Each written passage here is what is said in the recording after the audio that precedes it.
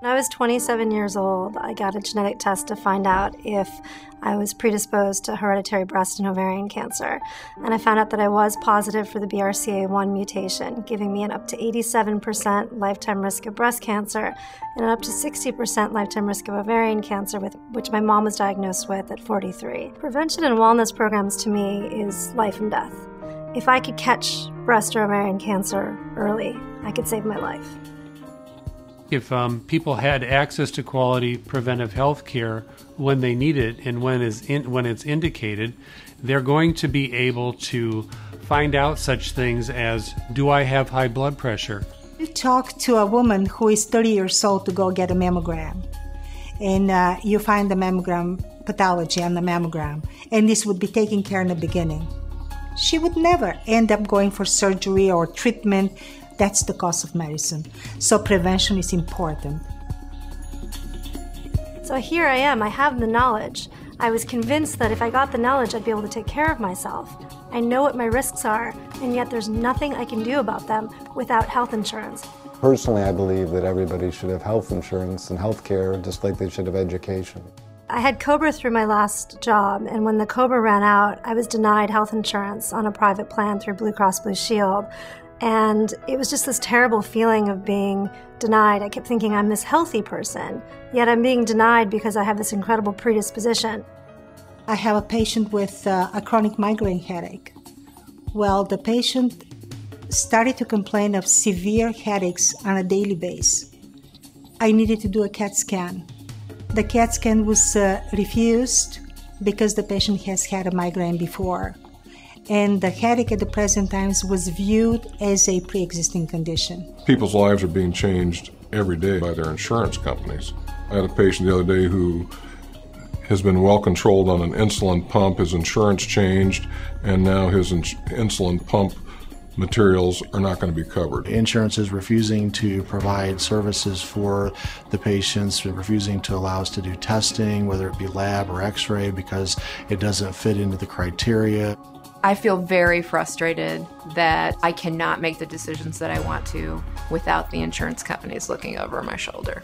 Well, I can tell you that the first thing that I make myself aware of when I see a patient beyond their name, age, and gender is what insurance they have. I do it because I know that any decision that I make is going to be dependent on who's paying the bill. The doctor and the patient will make those decisions and try and decide what's the best choice. But then I think that the reality is that you can't deny the fact that somebody's got to pay for it. And so, insurance companies are not going away. And I think that that's why we have to come to some understanding about some sort of affordable coverage for everyone. I tested positive for BRCA. I did everything I could to keep it out of my medical records because I was so worried about exactly what happened to me, about being denied coverage because I was so high risk and because, frankly, I'm expensive. It is not unusual for patients to withhold information from their physicians out of fear that their answers to my questions will then jeopardize their health insurance. I think it changes what the goals are. I think that it's affected what we do day to day, from taking the eye off what is that good doctor-patient relationship to one of what are the costs, what are the time, and it's more of a business model. Nobody should stand between the doctor and the patient. No one. So just this month, I was making my appointment for my transvaginal ultrasound, which I have every 6 months. Transvaginal ultrasound is my only chance right now at possibly catching ovarian cancer early. Because I called and I said, well, I don't have any health insurance, how much will it be to pay out of pocket? And she said, well, the ultrasound alone is hundreds and hundreds of dollars, and then you have to actually pay for the doctor's visit. I can't pay that out of pocket. It's extremely expensive right now with the number of personnel that take care of the billing, the refiling of claims. The intrusions that we have with the increased unfunded mandates that we now have staff doing things that we would have never even considered doing that we have to pay for. And if you hang around here a while, you'll see sometimes it takes 45 minutes to get approval for a CAT scan or something from some of the tougher insurance companies. And on the other side, on the phone, if any conversation should be nobody else but a medical person who understands of medicine. If I could get back to sitting down with the patient having a nurse sort of logging everything in the visit, not ever having to deal with worrying about a phone call. Just solely caring for that patient's health. I don't have to worry about insurance and liability. Defensive medicine drives up the cost of care terribly. I hope that I am not practicing defensive medicine, but we all do. Imagine I walk in the office and there are 30 people waiting outside. You look at the patients and you just say, who's going to sue me a year from now?